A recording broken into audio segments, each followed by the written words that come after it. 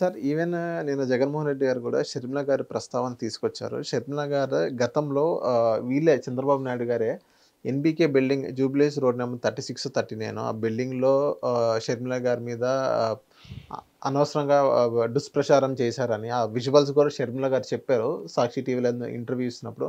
ఆ విజువల్స్ కూడా చూపించిన పరిస్థితి.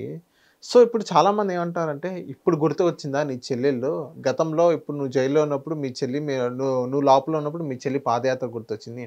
2019 ఎలక్షన్ నువ్వు సీఎం అయిన తర్వాత మీ చెల్లి నీకు గుర్తు రాలేదా? ఒక్క పదవి కూడా ఇవ్వలే. ఈవెన్ ఆమెకి పక్క రాష్ట్రం త త ఎళ్ళిపోమనే పరిస్థితి మనం చూసాం. ఆస్తుల కోసం మీరిద్దరు నువ్వు కోర్టుకెక్కిన పరిస్థితి మనం చూస్తున్నాం. ఈవెన్ పులివెందుల ఏదైతే పులివెందుల లాస్ట్ టైమ్ నువ్వు ఎళ్లి ఏదైతే ప్రచారం చేస్తున్నావో, అక్కడ నీ చెల్లి ఏ చీర కట్టుకునిందో దాన్ని కూడా ప్రజల ముందు చెప్పావు గదా! నీకసలు సిగ్గుందా అన్నట్టు కూడా మాట్లాడిన సిట్యుయేషన్ మనం చూస్తాం. నిన్న జగన్మోహన్ రెడ్డి గారు షర్మిల గారి గురించి మాట్లాడుతున్నారు. ఈవెన్ అయన్నీ చెప్తున్నావు గదా! రవీందర్ రెడ్డి ఏదైతే మీ చెల్లెల గురించి గాని, మీ చెల్లెల పుట్టుక గురించి గాని, విజయమ్మ గారి గురించి గాని ఏదైతే మాటలు మాట్లాడారో, అప్పుడు ఆయన గుర్తు రాలేదా అన్నట్టు కూడా క్వెషన్ చేస్తున్నారు. నీ రాజకీయం కోసమే మీ చెల్లిని ఇప్పటికి నీ రాజకీయం కోసమే వాడుతున్నావు తప్ప, నీ సో, ఏమి మీ చెల్లిని చెల్లినట్టు చూడలేదు రాజకీయాల్లోకి వచ్చిన తర్వాత కూడా అని అంటున్నారు. దీని మీద మీ ఆన్సర్ ఏంటి సార్?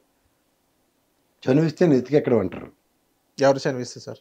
జగన్మోహన్ రెడ్డి చనువిస్తే అందరూ నెత్తికెక్కడం అంటారు. సిగ్గుందా? సైకో ఎవరన్నా ముఖ్యమంత్రిని ఆ స్థాయిలో ప్రశ్నించడం, ఆ స్థాయిలో మాట్లాడడం ఎక్కడైనా చూసామా? ఈవెన్ జగన్మోహన్ రెడ్డి గారు ప్రశ్నించారు కదా! చంద్రబాబు నాయుడు గారు నీకు చెప్పులతో కొన్న బుద్ధి రాదని 2 సార్లు చెప్పారు జగన్మోహన్ రెడ్డి గారు, చంద్రబాబు నాయుడు గారు సీఎంగా ఉండగా. ఈవెన్ జగన్మోహన్ రెడ్డి గారు అసెంబ్లీలో నువ్వు ఏం గాడిదలు కాస్తున్నావు అన్నట్టు కూడా జగన్మోహన్ రెడ్డి గారి ఒక సీఎంని 40 వాళ్ళ నాన్న వయసు ఉన్న ఒక వ్యక్తిని అన్న కూడా తప్పే కదా సార్? ఇది ప్రజాస్వామ్యంలో ఒక అపోజిషన్ పార్టీ లీడర్ అతను. ప్రజాస్వామ్యంలో ఒక ముఖ్యమంత్రి ఆయన. ఒక ప్రజాస్వామ్యంలో ఒకసారి ముఖ్యమంత్రి, ఇప్పుడు అపోజిషన్ కోసం అర్రులు చేస్తున్న మనిషి. ఇవన్నీ ఒక నేపథ్యం ఉన్న వ్యక్తులు, ఒక స్థాయి ఉన్న వ్యక్తుల కింద వాళ్ళు చూడాలి. అప్పుడు ఏజ్లు అవన్నీ ఉండవు. ఒక స్థాయి ఉన్న వ్యక్తి, ఒక రాష్ట్ర ముఖ్యమంత్రి, గత ముఖ్యమంత్రి, 3 సార్లు సీఎం అయిన వ్యక్తి, లెక్కలు పెడితే 3 సార్లు 4 సార్లు 5 సార్లు ఒక ముఖ్యమంత్రి, ఇక్కడ ఒక ముఖ్యమంత్రి. ఎగ్జాంపుల్, ఈ ముఖ్యమంత్రిని 5 సంవత్సరాలు ఏ విధంగా ఇండివిజువల్ క్యాస్టికేట్ చేశారో ఒకసారి చూసుకోండి. ఆ ముఖ్యమంత్రిని, ఆ ముఖ్యమంత్రి స్థాయి కలిగిన వ్యక్తి మాట్లాడిన ఉదంతంలో మనం ఇవాళ చర్చించుకుంటున్నాం. విలువలు విశ్వసనీయత అన్న దగ్గర విలువలు పణంగా పెట్టి ఎవడు మట్టుగాడి ఎలా పడితే అలా అడ్వాంటేజ్ తీసుకున్న దగ్గర ఒక కుటుంబాన్ని, ఇప్పుడు ఉదాహరణకి షర్మిల గారి అంశం తీసుకుంటే, ఎలక్షన్లో కూడా కాంగ్రెస్ పార్టీ పరంగా నిలబడినప్పుడు క్రిటిసిజం అన్నది సర్వసాధారణం. అదే షర్మిలమ్మ గారు పాదయాత్ర చేసిన తర్వాత ఇంట్లో ఉన్నప్పుడు మాట్లాడిన మాటలు తప్పండి. ఎందుకంటే ప్రత్యక్ష రాజకీయాలతో ఆవిడకి సంబంధం లేదు. మూడో పాయింట్, ఈ రవీంద్ర అన్నాడు ఇండివిజువల్గా ఎవరిని వ్యక్తిత్వ హననం చేసినా అది తప్పే. 4వ పాయింట్, ఆయన పేరు మీద వేరే వెబ్సైట్లు క్రియేట్ చేసి ఆయన పేరు నుంచి షర్మిల గారిని క్రిటిసైజ్ చేసినట్టుగా వచ్చిన దాంట్లో పోలీస్ వ్యవస్థ వాళ్ళని పట్టుకుని వచ్చి ఆనాడు ఎన్బీకే అంటే బాలకృష్ణ గారి కాంప్లెక్స్లో జరిగిన ఒక రూమ్లో జరిగిన వాళ్ళని పట్టుకున్న ఉదంతంలో ఎస్టాబ్లిష్ అయిన విషయాల్ని రిట్రియేట్ చేస్తున్నాడు. రెండోది ఏంటంటే, షర్మిల గారి లెటర్ కనుక ఆవిడ ఏఐసీసీ అధ్యక్షురాల స్థానంలో ఉండి ఖచ్చితంగా ఆవిడ రిలీజ్ చేసి ఆవిడ మాట్లాడితే తర్వాత వచ్చే అప్రహెన్షన్స్ ప్లస్లు మైనస్లు తర్వాత అది రీరూటింగ్ టైప్లో టీడీపీ ఆఫీస్ నుంచి వచ్చి టీడీపీ వెబ్సైట్లో వచ్చి టీడీపీ మెయిన్ పేజీలో వచ్చిన తర్వాత ఖచ్చితంగా అది రాజకీయ కోణంలో దురుద్దేశంతో ఆపాదించిన దాంట్లోనే ప్రస్తావిస్తారు వాళ్ళని.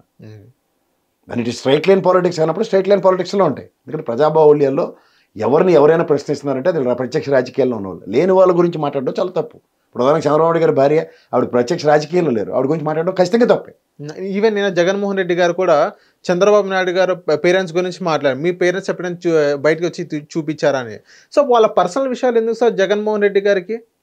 ఇప్పుడు సరే, నేను ఒకటే చెప్తున్నాను సార్, నేను విశ్లేషకుడుగా ఉన్నప్పుడు నన్ను ఇష్టం వచ్చినట్టు తిడుతున్నారు. మా అమ్మని నాన్న కూడా తిడుతున్నారు. ఎగ్జాంపుల్ చెప్తాను.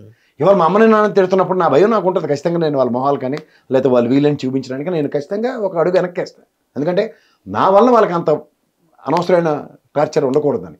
ఆ ప్రస్థానంలో ఇవాళ ప్రత్యక్ష రాజకీయాల్లో రాజశేఖర రెడ్డి గారు ప్రత్యక్షంగా రాజకీయాల్లో ఉండే ముఖ్యమంత్రి కాబట్టి ఆయన పలానా రాజశేఖర రెడ్డి గారు, పలానా జగన్మోహన్ రెడ్డి గారు నాన్న ఐడెంటిఫై అవుతుంది. ఇవాళ చంద్రబాబు నాయుడు గారి ప్రస్థానంలో ఆయన వాళ్ళ తల్లిదండ్రులు పరిచయం చేయవలసిన అవసరం లేదు. జగన్మోహన్ రెడ్డి చెప్పిన ఆ స్టేట్మెంట్ అయితే తప్పు. ఆ స్టేట్మెంట్ వరకు అయితే that is not my cup of tea. ఎందుకంటే రామ్మూర్తి నాయుడు గారి గురించి చాలా మంది ఈ రోజు దాకా మాట్లాడిన దానికి ఇవాళ ఒక గొడవలు పెట్టి సమాధానమే వచ్చింది. ఎట్లా ఆయనకి నారా నందమూరి కుటుంబాలు ఏ విధంగా సఖ్యంగా ఉన్నాయి అన్నది చూసుకోగలిగితే ఇవాళ వాళ్ళ కన్సర్న్స్ ఒకరి మీద ఒకరికి ఖచ్చితంగా ఉన్నాయి.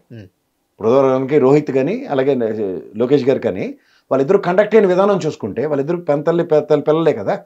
అవును. పెదనాన్న చిన్నాన్న పిల్లలు వాళ్ళు. సో వాళ్ళలోనే అంత ఐక్యత ఉన్నప్పుడు, ఎందుకంటే నారవారిపల్లిలో వాళ్ళు ప్రతి పండక్కి వాళ్ళు క్రికెట్ ఆడుతున్నవి అన్నీ తెలిసిన విషయాలే కదా. బట్ సడన్లీ ఆయన గురించి మాట్లాడిన వాళ్ళకి అందరూ అవక్కైన ఉదంతమే. The terms between Rammurthy Naidu గారు అండ్ చంద్రబాబు నాయుడు గారు అన్నది. సో ఓవరాల్గా చూసుకుంటే అది మనం ఫ్యామిలీస్ గురించి మాట్లాడినంతకాలం ఎవరికైనా మంచిది సార్.